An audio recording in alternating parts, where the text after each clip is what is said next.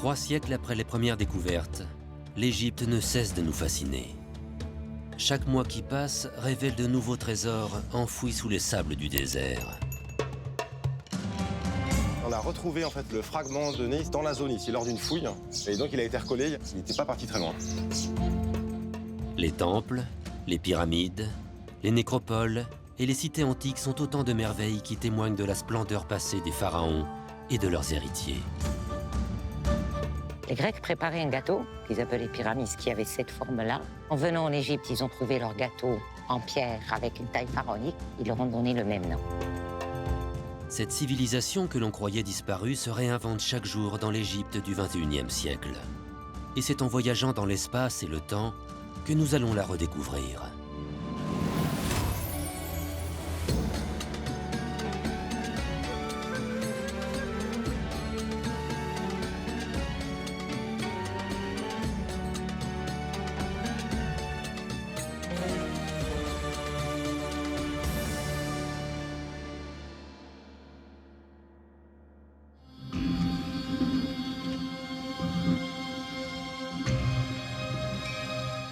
Le culte de la mort occupe une place prépondérante dans l'Égypte ancienne. Nécropoles, pyramides, momies et sarcophages, les 3/4 des découvertes archéologiques sur le sol égyptien ont un rapport direct avec les rites funéraires. Les anciens Égyptiens aimaient tellement la vie qu'ils espéraient pouvoir en bénéficier même après leur mort. Ils se faisaient momifier pour avoir un corps éternel. Leurs sépultures étaient conçues comme des maisons d'habitation aux murs peints des couleurs de la vie. Mais cela ne suffisait pas. Il fallait aussi passer devant Osiris, le dieu des morts, qui décidait, après avoir jugé les actes du défunt, d'accorder ou non la vie éternelle. Cette vieille idée de jugement après la mort n'a pas disparu. Chrétiens et musulmans égyptiens espèrent être comptés au nombre des élus lors du jugement dernier. Car la mort n'est pas une fin, pour les croyants d'hier comme d'aujourd'hui.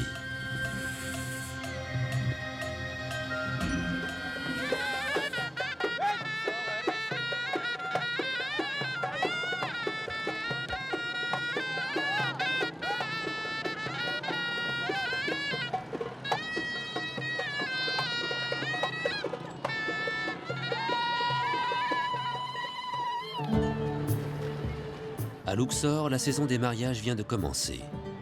On se marie à l'ombre du grand temple antique. C'est le début des grandes chaleurs et la température monte à plus de 45 degrés. Pour se protéger, les paysans travaillent très tôt le matin.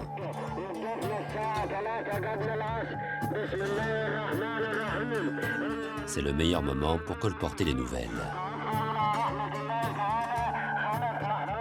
Cette camionnette et son haut-parleur défaillant est bien souvent le seul lien entre petites communautés rurales voisines.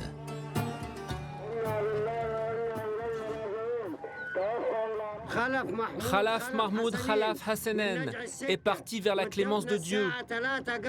Il est du village de Nadje Seke. Son enterrement aura lieu à 15 h avant la prière de l'après-midi. J'annonce aux villageois le décès d'un musulman. Je fais cet appel pour que tout le monde sache bien que cette personne est morte dans les villages alentours. Si je ne l'annonce pas au micro, personne ne viendra aux obsèques et les gens ne seront pas au courant.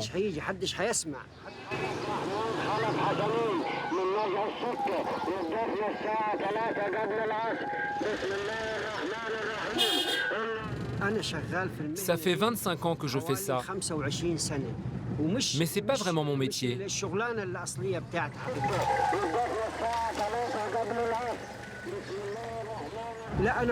Mon vrai métier, c'est de faire l'appel à la prière à la mosquée. Ils m'ont choisi parce que j'ai une belle voix. Allahu Akbar, c'est ça mon travail.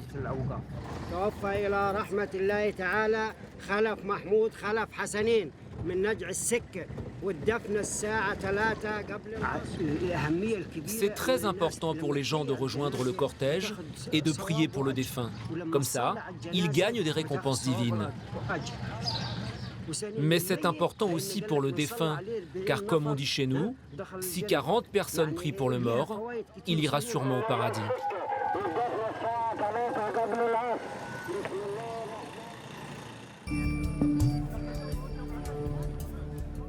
Khalaf Mahmoud est parti dans la nuit. Et pour respecter la tradition coranique, il sera enterré dans la journée. L'homme était respecté. Ses amis se regroupent à l'extérieur de sa maison pour lui rendre un dernier hommage.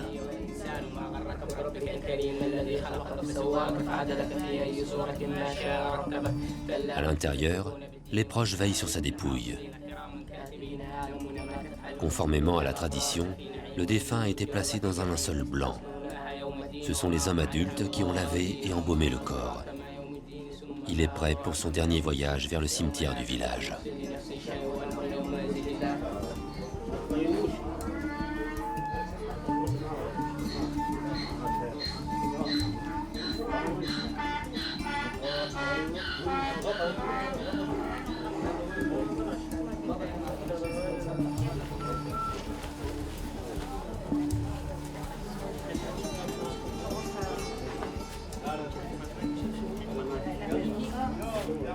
Si Khalaf Mahmoud avait vécu à l'époque des pharaons, au moment de sa mort, il aurait été momifié. La momification était un processus beaucoup plus complexe que l'embaumement d'aujourd'hui. Les Égyptiens anciens croyaient eux aussi qu'il y avait une vie après la mort, mais dans leur propre corps.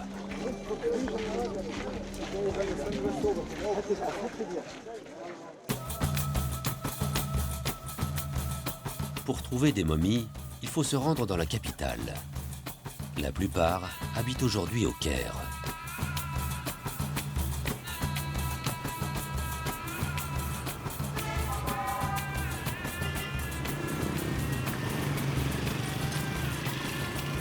Niché au centre de cette ville tentaculaire, le vieux musée est leur maison. S'il attire toujours autant d'égyptomaniaques grâce à son incroyable collection, les stars incontestées du musée restent ses momies.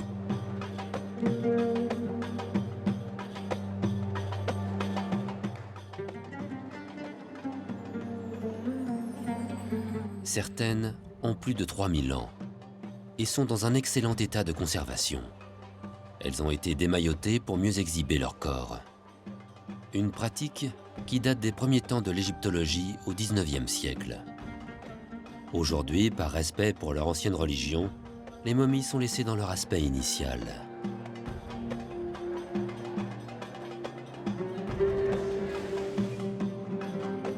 Au laboratoire du musée, il ne se passe pas une journée sans que le professeur Mohemen, un éminent spécialiste de la restauration des antiquités, ne manipule des momies.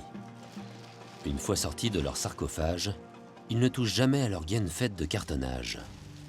Elle est l'ultime protection avant les bandelettes.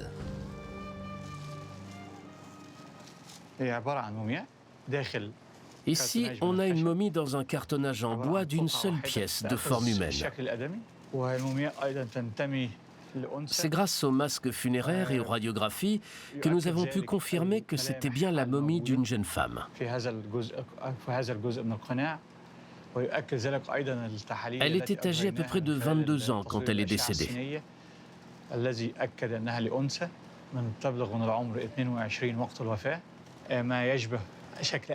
Sur les radios, on a vu aussi qu'elle avait un fœtus entre les jambes. Donc ça nous renseigne sur les possibles causes du décès. Vu son âge, il y a de fortes chances qu'elle soit morte après une fausse couche.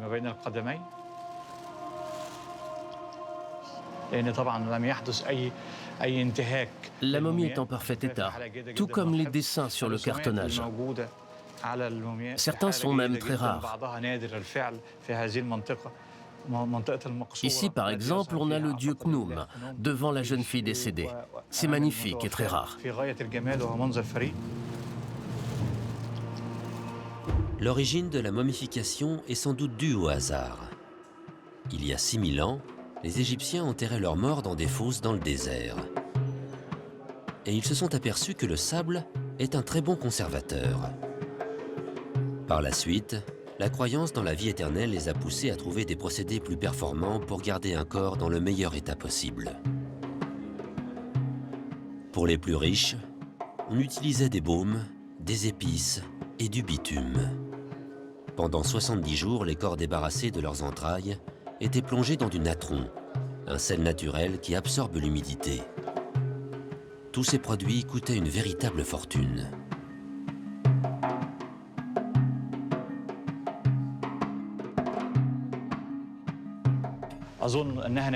Voilà une autre pièce très rare. C'est le bras gauche d'un pharaon, le roi Ounas de la 5e dynastie. Il a été découvert par Gaston Maspero, un archéologue français à la fin du 19e siècle. Plus tard, des chercheurs ont fait une datation au carbone 14 sur ce bras, et cela a confirmé qu'il datait bien de l'Ancien Empire, c'est-à-dire environ 2350 ans avant notre ère. Les examens microscopiques ont révélé la présence de résine et de lin qui étaient utilisés pendant le processus de momification. C'est une preuve formelle que la momification était déjà pratiquée à cette époque-là. Mais on peut dire que la technique a atteint la perfection sous le Nouvel Empire, à la 18e et 19e dynastie.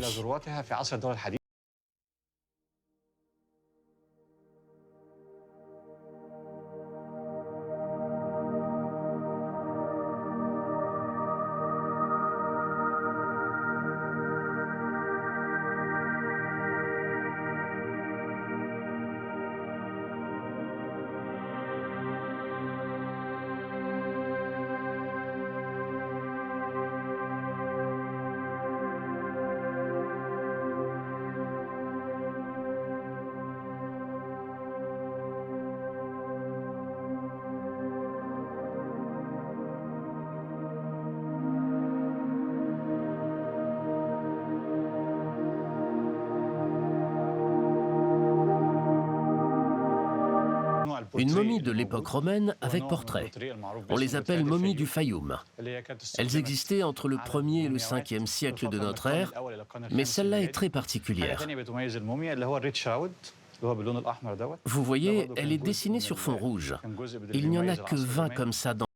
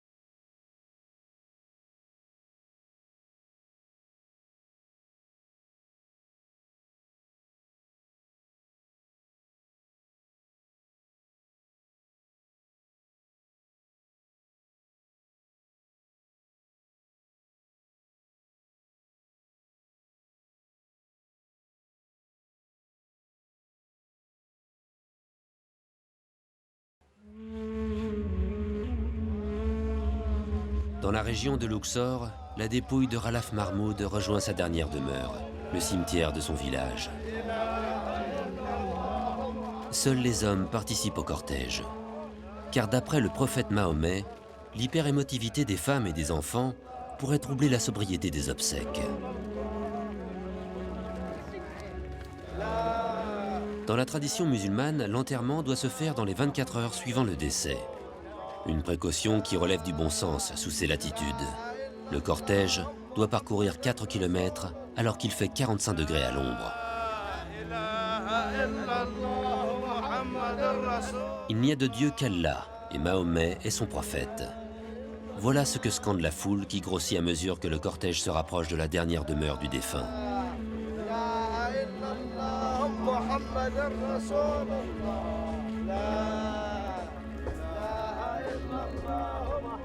Si la montagne qui domine le petit cimetière du village pouvait parler, elle nous dirait à quel point les rites sont immuables.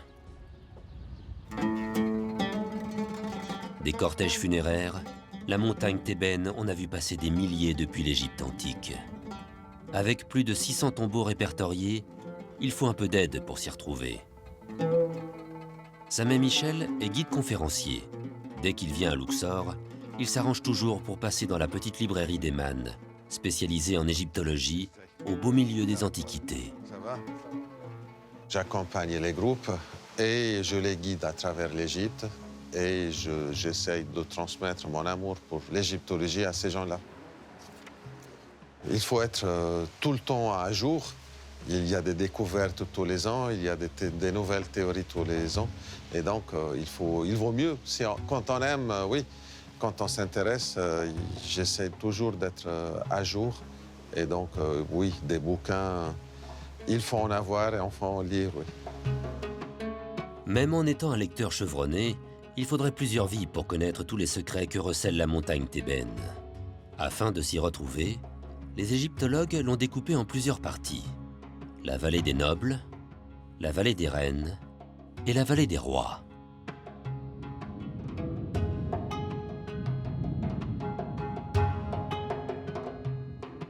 Des représentations de cortèges funéraires, il y en a dans beaucoup de sépultures. Mais c'est dans la vallée des nobles que Sameh a décidé de se rendre. Avec son escalier monumental, la tombe de Ramosé, un vizir d'Amenhotep III et d'Akhénaton, est une des plus vastes de la nécropole réservée aux nobles.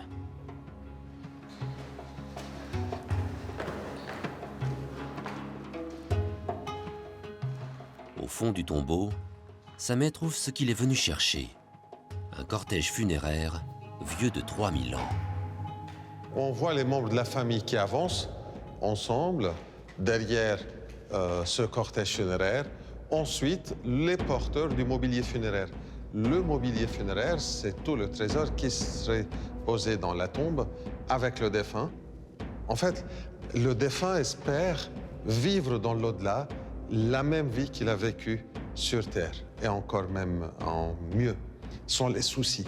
Donc, il a besoin de manger, de boire, de se divertir, mais il va occuper la même fonction qu'il occupait sur Terre, et donc, il aura besoin des outils nécessaires pour assurer ses fonctions. Là, on voit par exemple la peau de léopard qui était le vêtement du grand prêtre. Et donc, Ramosé, par sa fonction, était un grand prêtre et il a le vêtement de sa fonction. On a un lit, matelas, repose-tête, les boîtes. Ce mobilier funéraire éclectique n'avait pas qu'une valeur symbolique. Il était fonctionnel. Lors de l'ouverture par Howard Carter en 1922 de la tombe de Toutankhamon, le monde découvre avec stupeur la richesse de ce jeune pharaon mort à 19 ans. Rien n'a été oublié. Même son char de combat est enterré avec lui. Au total, Carter a pu sortir plus de 5000 objets du tombeau, d'une valeur équivalente à $1 milliard. Mais dans la grande majorité des cas, le mobilier funéraire a disparu des tombes pharaoniques, volé par des générations de pilleurs.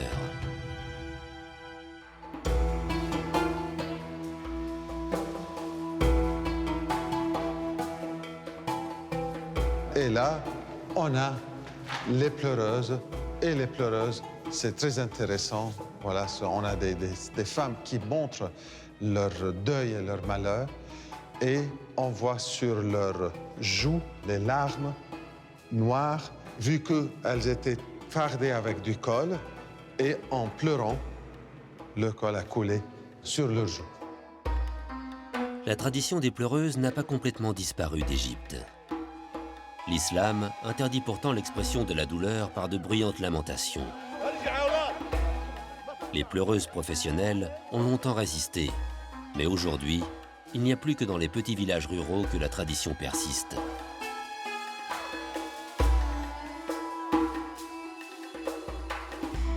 Cette scène de cortège funéraire est placée du côté du caveau. Comme on voit ici, c'est creusé dans la montagne.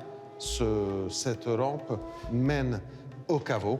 Et donc, c'est par là qu'il glissait la momie et tout le trésor funéraire pour être placé dans le caveau de la tombe. De nos jours, comme dans l'Égypte antique, après le cortège funéraire, le corps du défunt rejoint sa dernière demeure. L'inhumation de Khalaf Mahmoud est terminée. Il est temps pour l'imam du village de réciter la prière des morts. Elle rappelle que la mort fait partie de la vie et que c'est au jour de la résurrection que le défunt recevra son dû. L'assistance écoute debout cette dernière oraison.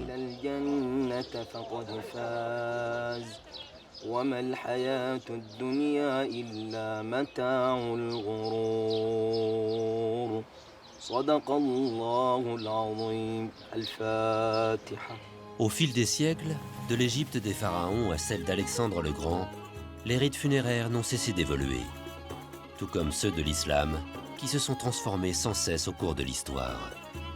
Une ville en Égypte symbolise à elle seule ce mélange des genres. Alexandrie. La ville fondée par Alexandre le Grand a gardé jusqu'à aujourd'hui son caractère cosmopolite. On y trouve des enseignes dans toutes les langues, en français, en grec, en arabe ou en italien. Ouverts sur la mer Méditerranée, les 5 millions d'Alexandrins ont l'habitude, depuis l'Antiquité, de voir le monde défiler chez eux. Cette ville carrefour a toujours eu ses amoureux comme Doha, une guide conférencière spécialisée en égyptologie. Quand j'étais petite, je venais très souvent pendant les vacances d'été avec ma famille. On passait les vacances d'été sur les plages d'Alexandrie. Il n'y a plus les plages. Les plages sont en voie de disparition, malheureusement. La mer n'arrête pas d'avancer. Et là, on jette ces cailloux en béton pour empêcher la mer. J'aime tellement Alexandrie, je n'arrête pas de faire venir des touristes ici. Des fois, ils n'ont pas Alexandrie sur le programme. Et moi, j'essaye de le mettre dans le programme.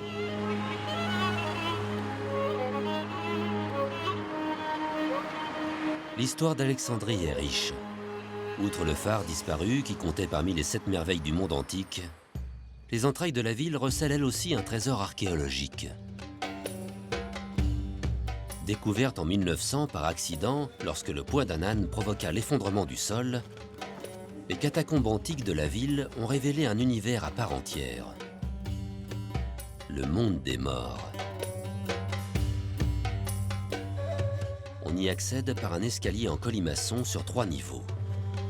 À 35 mètres de profondeur, le visiteur se trouve immergé dans une Égypte tardive, celle du 1er au 4e siècle de notre ère, avec ses coutumes funéraires cosmopolites.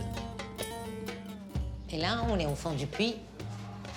C'était par là, en fait, que les sarcophages, les cadavres, les momies étaient descendus dans les différents étages des catacombes.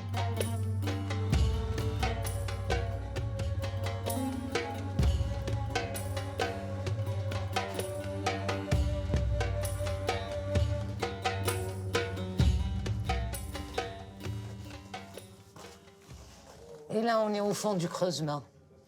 Les escaliers en colimaçon devaient continuer par ici, mais arrivé là, en 392, on interdit tout culte païen et la religion chrétienne va devenir la religion officielle de l'Empire romain.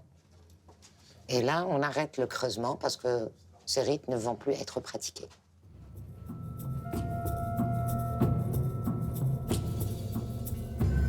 Les catacombes de Kom el-Shoukafa, de son nom arabe, sont un véritable dédale.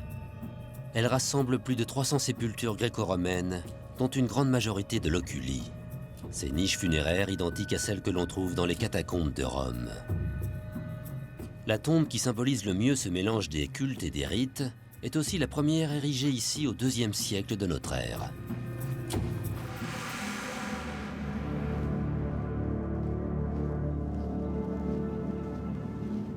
Ici, nous sommes à la tombe originelle, la tombe du couple où tous les catacombes ont commencé. Ça, c'est la statue d'un homme. Le corps, c'est égyptien, tandis que la tête est romaine, avec les boucles des cheveux et tout. Il y a une fusion d'art et de croyance, Et elle est très typique de cette époque. Là, on parle du IIe siècle de notre ère. D'abord, les colonnes composites qui sont typiquement grecques.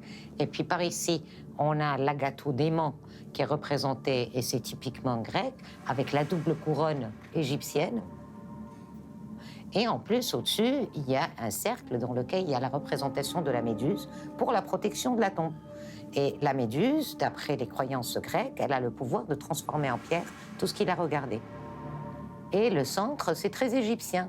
C'est la représentation du disque solaire ailé qui est un cobra sur chaque côté, et puis une bande de cobras qui a été très typique à l'époque, qui était aussi un symbole de protection. Là, on arrive à la sépulture principale. Elle est creusée aussi à la roche, et même le couvercle est creusé avec. Le couvercle ne s'ouvre pas, parce que l'enterrement était aménagé par l'arrière, par l'extérieur de la pièce. Et là, on a relief Anubis, le dieu de la momification des anciens Égyptiens, qui était en fait le gardien des tombes. Et là, il est représenté en légionnaire à la façon romaine, rien à voir avec l'art égyptien.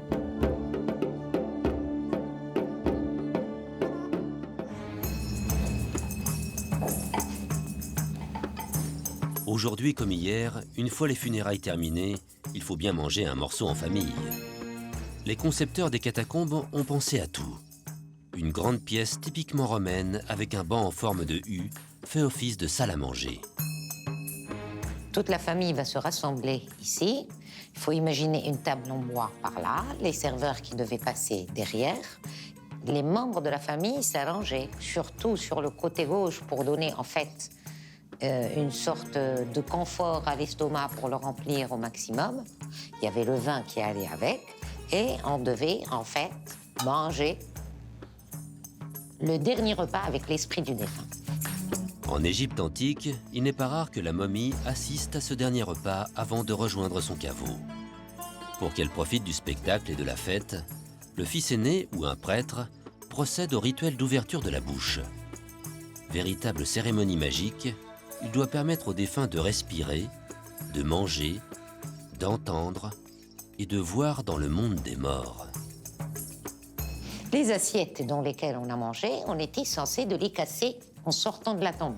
Et cette tradition était une tradition égyptienne qui a été pratiquée d'ailleurs à l'époque pharaonique. La tombe de Toutankhamon a été trouvée ou découverte à travers les morceaux de poterie qui étaient marqués à son nom, qui ont servi durant le dernier repas que sa famille a pris avec lui avant de fermer sa tombe et sortir de la tombe.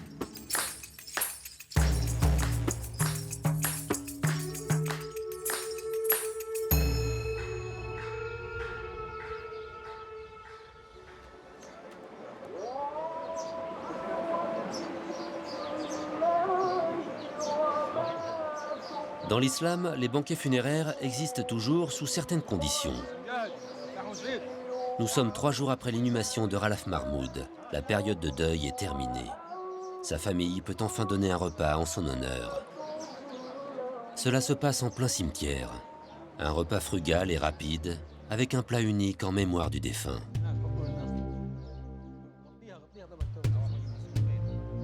Le corps de Ralph Mahmoud repose en terre. Son âme, elle, sera jugée au jour de la résurrection, à la fin du monde. Un jugement dernier, propre aux religions monothéistes. Mais en Égypte antique, le mort est jugé immédiatement. Une fois laissé seul dans son tombeau, le défunt s'enfonce sous terre pour être jugé. C'est là qu'il va poursuivre son existence, à condition de passer plusieurs épreuves, et surtout, de trouver le chemin de la survie dans l'au-delà. Et ce n'est pas une mince affaire. Au petit temple d'Hathor, dans la montagne thébaine, les Égyptiens ont gravé sur les murs une petite partie du mode d'emploi pour défunts inexpérimentés.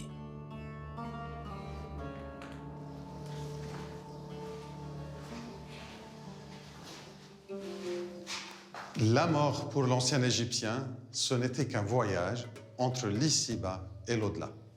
Et pour un voyage pareil, il a besoin d'un guide pour lui expliquer, le guider durant les différentes étapes qu'il va rencontrer. Et là, c'est une de ces étapes, c'est la pesée du cœur. C'est le chapitre 125 de ce livre qu'on appelle le livre des morts. où son cœur est posé sur un plateau de la balance et sur l'autre plateau, on a une plume. C'est la plume de la déesse Ma'at, déesse de la justice. Et il fallait que le cœur soit aussi léger que la plume, que la balance ne penche pas. Et si le cœur est aussi léger que la plume, donc il a la conscience tranquille, et dans ce cas, il peut aller et arriver dans les champs de roseaux, presque le paradis pour les anciens Égyptiens. L'ensemble de la scène est présidé par le dieu Osiris. Mais si jamais le cœur est plus lourd, dans ce cas, le cœur sera dévoré par cet animal qu'on appelle la dévoreuse. Et là, c'est la vraie mort. La vraie mort, c'est de ne pas pouvoir continuer à vivre dans l'au-delà. Chaque individu, plus ou moins selon ses moyens, possédait un papyrus avec eux et c'était leur guide de voyage. Ils avaient leur guide de voyage avec eux et comme ça, ils étaient plus tranquilles. Ils avaient les formules nécessaires à franchir tous les obstacles qu'ils allaient rencontrer pendant ce voyage.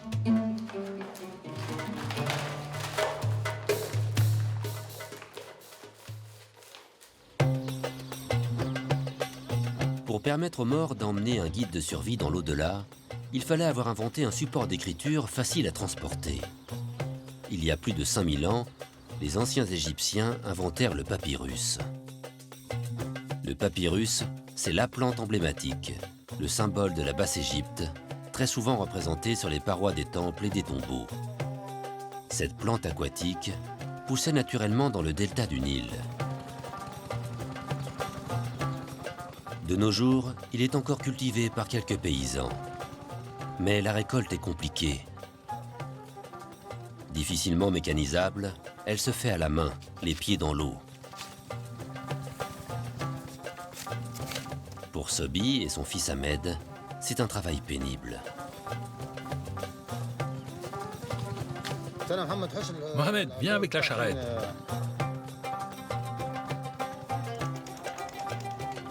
On pourrait croire ces scènes immuables. En réalité, la culture du papyrus a complètement disparu d'Égypte au Moyen-Âge. Le papyrus était pourtant un produit de luxe dont les Égyptiens avaient le monopole dans tout l'Empire romain, jusqu'à ce qu'il soit détrôné par le parchemin.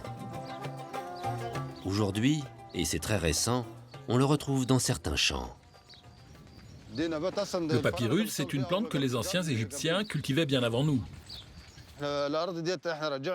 Sur ces terres, il n'y avait rien, ou alors des cultures très classiques. Mais il y a quelques années, nous avons décidé de refaire du papyrus. Dans les années 70, plusieurs botanistes égyptiens se sont intéressés à cette plante. La légende veut qu'ils l'aient réintroduite après avoir rapporté des plantes trouvées au tréfonds du Soudan voisin. Une fois la plante réapprivoisée, il a fallu retrouver des gestes millénaires pour la transformer en support d'écriture.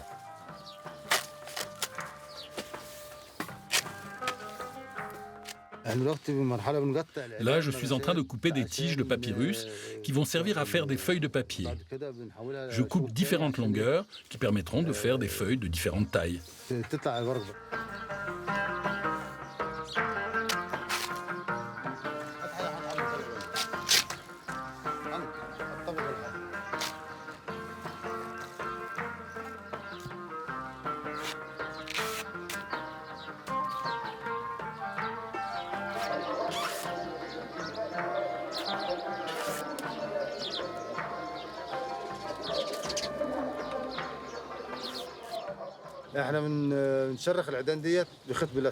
Maintenant, j'épluche les tiges avec un fil de pêche. Tout se fait au jugé et à l'œil.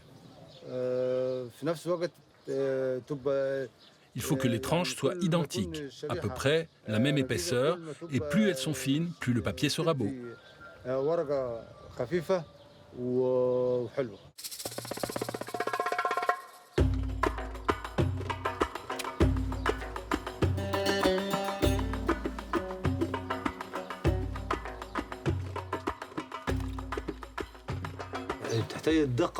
Une fois humidifiées, les bandelettes doivent être bien alignées et superposées minutieusement pour ne pas qu'il y ait de trous dans la feuille. C'est un travail qui demande beaucoup de dextérité.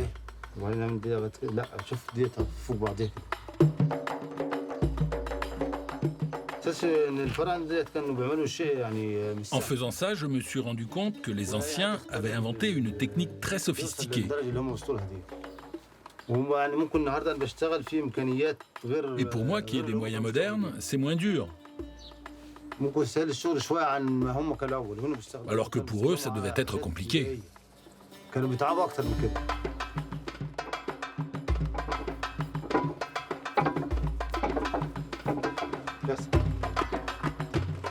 Personne ne sait comment les Égyptiens anciens procédaient pour obtenir le papyrus. Utilisaient-ils une presse comme Sobi? Difficile pour les archéologues de répondre à cette question. Mais le résultat ressemble à s'y méprendre au papyrus antique que les Égyptiens glissaient dans leurs sarcophages. Vous voyez, la feuille de papyrus est solide. On peut la plier, la déplier sans problème. Et elle ne casse pas.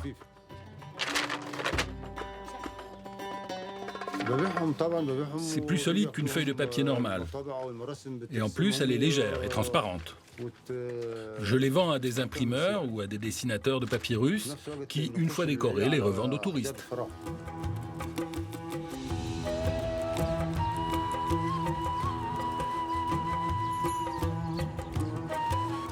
La peinture sur papyrus est un art à part.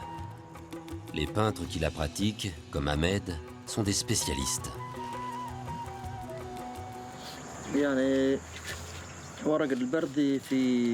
Dessiner sur du papyrus, c'est plus difficile que de dessiner sur du papier classique.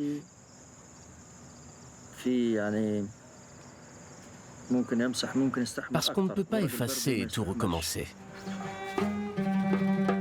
Après avoir été le dessinateur officiel de plusieurs fouilles archéologiques, il s'est tourné vers cette discipline qui le replonge dans l'Égypte ancienne. Je ne suis pas archéologue, mais je peux vous parler de l'art des anciens Égyptiens. Ils utilisaient des couleurs profondes et ils appliquaient plusieurs couches. Voilà pourquoi elles sont magnifiques.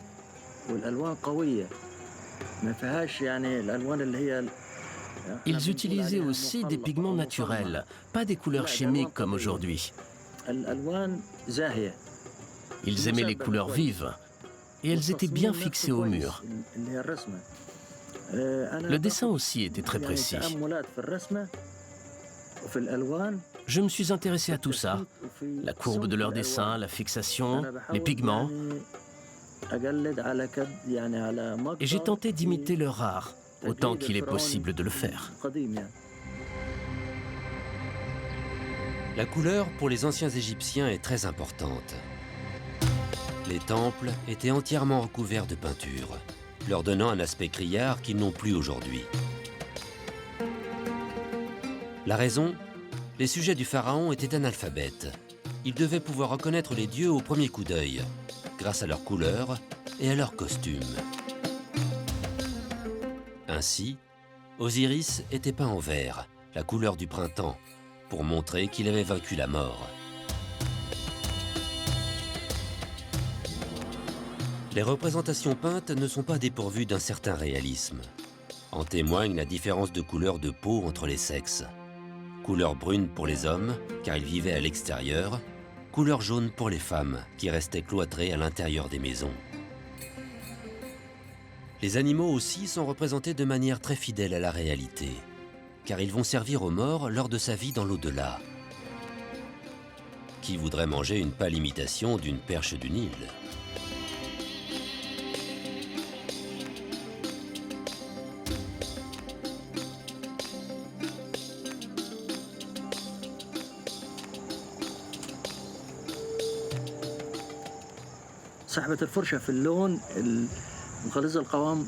Appliquer de la peinture épaisse comme celle-là, ça fatigue la main. Ce n'est pas facile d'imiter les anciens Égyptiens.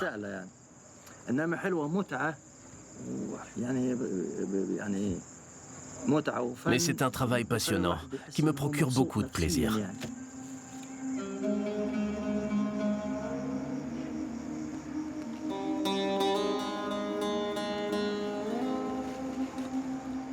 Les peintres, les tailleurs de pierre, les sculpteurs tenaient une place très importante dans l'Égypte ancienne.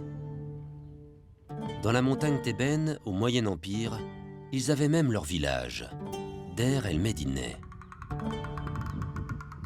Les artisans vivaient entre eux et érigeaient les tombes des pharaons dans la vallée toute proche. Leurs propres sépultures sont le reflet de leur travail quotidien. Elles sont surmontées de petites pyramides, imitant les premières sépultures royales. Monument emblématique de l'Égypte antique, les 3 pyramides de Gizeh datent de l'Ancien Empire, environ 2600 ans avant notre ère. À l'époque, seul le pharaon peut accéder à la vie éternelle. La pyramide est une sorte de rampe de lancement par laquelle son âme peut rejoindre les étoiles.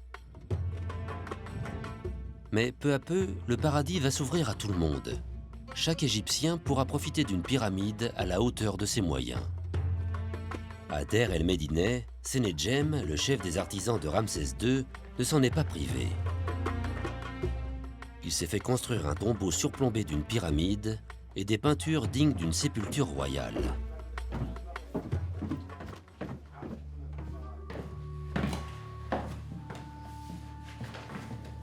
Ce que Sameh préfère ici, c'est la représentation du paradis selon Senedjem et ses contemporains. La particularité de cette tombe, on a plusieurs vignettes du livre des morts, et là, c'est ce qu'on appelle les champs d'Yalou. C'est ce qu'il espérait trouver dans l'au-delà, des champs très fertiles, où on a du blé qui fait 3,5 mètres, du lin qui fait 2 mètres. C'est l'abondance absolue. On les voit travailler dans ces champs, ça va faire partie de leur occupation dans l'au-delà. Comme sur Terre, il fallait creuser des canaux, construire des digues, et ainsi de suite. Et donc, dans l'au-delà, ça c'est exactement la même chose. Et ils ont inventé un système pour leur épargner ce travail de corvéable. C'est les statues, ce qu'on appelle les oshepti, les shapti, ce sont des petites statues avec une formule magique dessus pour répondre à la place du défunt et qui va aller travailler à sa place. On ne peut pas comparer le paradis tel qu'on la conçoit maintenant dans notre mentalité d'aujourd'hui avec ce que eux, il y a 4000 ans, l'ont perçu. Pour eux, le paradis, c'est une transposition de leur vie sur Terre dans l'au-delà, éternellement, sans souci, tranquille.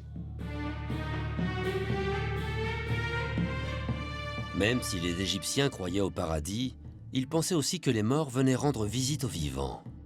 Ainsi, le Ba incarne l'âme du défunt. Il est représenté sous la forme d'un oiseau à tête humaine. Sorte de double de l'individu, le Ba reprend sa liberté après la mort. Tel un fantôme volant, le Ba sort de la tombe, survole les endroits préférés du défunt pour le faire participer à la vie extérieure, puis revient se poser sur la momie.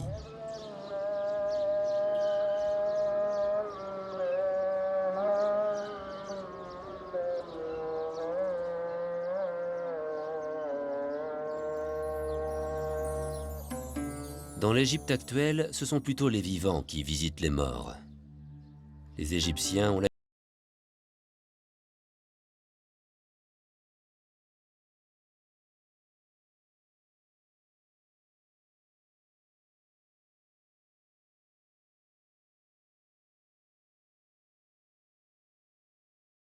vie quotidienne, surtout dans la capitale du pays.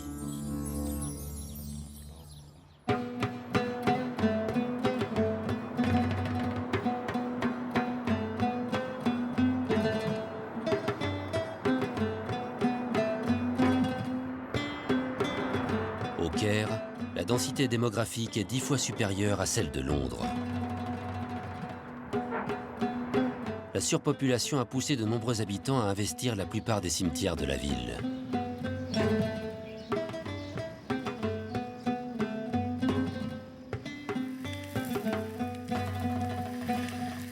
Les Kérotes ont l'habitude de ce voisinage un peu particulier.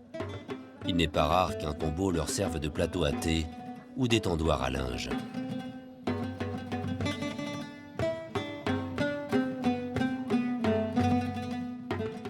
Toute une vie s'est développée autour de ces tombes.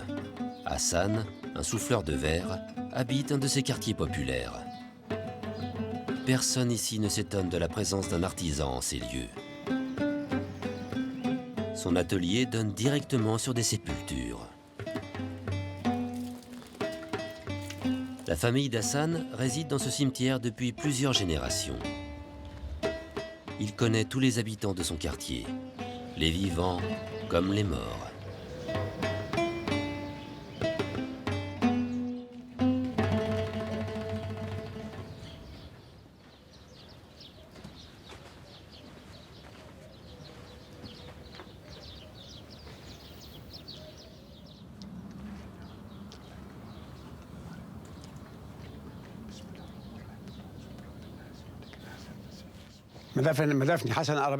Ça, c'est la tombe d'Hassan Arabesque. Et Hassan Arabesque, c'est moi. Hassan a érigé sa propre tombe dans le carré familial près de celle de ses parents. Il n'est pas rare que les Égyptiens construisent leurs caveaux de leurs vivants. Exactement comme à l'époque des pharaons. Moi, je n'ai pas de problème avec la mort. Si je regarde en arrière, j'ai déjà eu une belle vie bien remplie. J'ai même rénové la tombe de mes ancêtres. Et mes enfants seront fiers de tout ce que j'ai fait. Et en plus, c'est pratique. Ma tombe est à 2 pas de chez moi. Et il faut bien avouer que c'est plus joli ici que chez moi.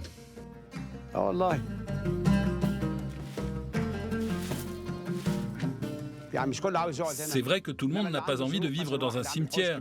Mais quand on est dans une situation difficile, que l'on a besoin d'un endroit pour loger toute sa famille, avec les enfants, eh bien au moins, on peut venir s'installer ici. Et on s'habitue à vivre parmi les morts. À 2 pas de chez lui, Hassan s'est déjà préparé un petit coin de paradis. Il espère y trouver le repos éternel.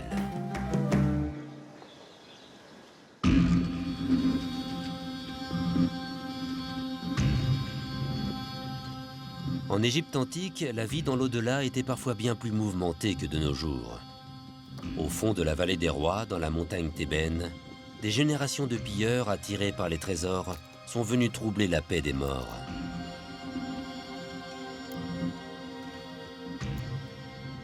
Mais le pharaon Haï de la 18e dynastie a été victime d'un autre genre de violation de sépulture. Il a été frappé de damnation à cause d'un aïeul un peu encombrant. Akhénaton, le pharaon hostile au dieu Amon et hérétique aux yeux de certains de ses successeurs. Haï a payé très cher sa parenté avec le pharaon maudit. Sa tombe a été méthodiquement saccagée. Comme vous voyez, on n'a pas besoin d'être un grand détective pour voir qu'il y a eu un assassinat du roi Haï dans sa tombe. On a le cœur sur cette présentation est enlevé. Et n'oubliez pas, le cœur, c'est la conscience. Le pénis aussi, on l'empêche de se reproduire. Le visage, c'est son identité, on ne le reconnaîtra plus. Ses mains, et c'est un peu partout, c'est comme ça. Et donc, ce roi martelé, il n'existe plus, parce que les anciens Égyptiens croyaient au pouvoir de l'image, pouvoir magique de l'image. Si on présente quelqu'un, il existe, on l'efface, il n'existe plus. Et c'était ça l'idée, le tuer, même après sa mort, c'est que effacer son existence, y compris dans sa tombe. Son âme ne pourra jamais le retrouver. Le jour où son âme reviendra dans la tombe, il n'est plus là. Et ça, pour eux, c'est la vraie mort.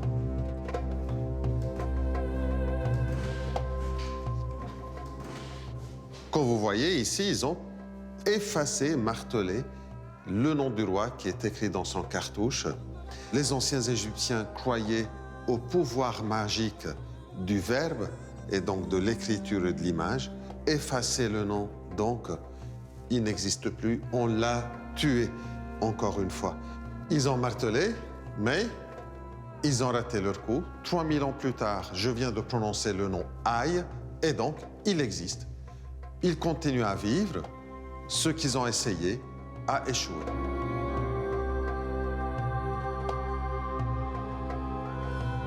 Si Samet est capable de citer le nom d'un pharaon mort il y a 3000 ans, c'est grâce au travail des archéologues. En perçant le mystère des hiéroglyphes et en redonnant un nom aux momies découvertes, ils ont assuré la vie éternelle des anciens Égyptiens. Mais ils ne sont pas les seuls. Le monde entier y participe. Le visiteur du musée d'égyptologie ou le touriste dans le souk de Luxor, tous contribuent à la vie éternelle des sujets des pharaons. Et tant pis si celui qui bénéficie le plus de ce coup de pouce du destin est aussi un des pharaons les moins importants de l'histoire de l'Égypte. Il est mort à 19 ans et son pouvoir était très limité. Pourtant, il ne se passe pas une minute sans que quelqu'un, quelque part dans le monde, ne cite le nom de Toutankhamon.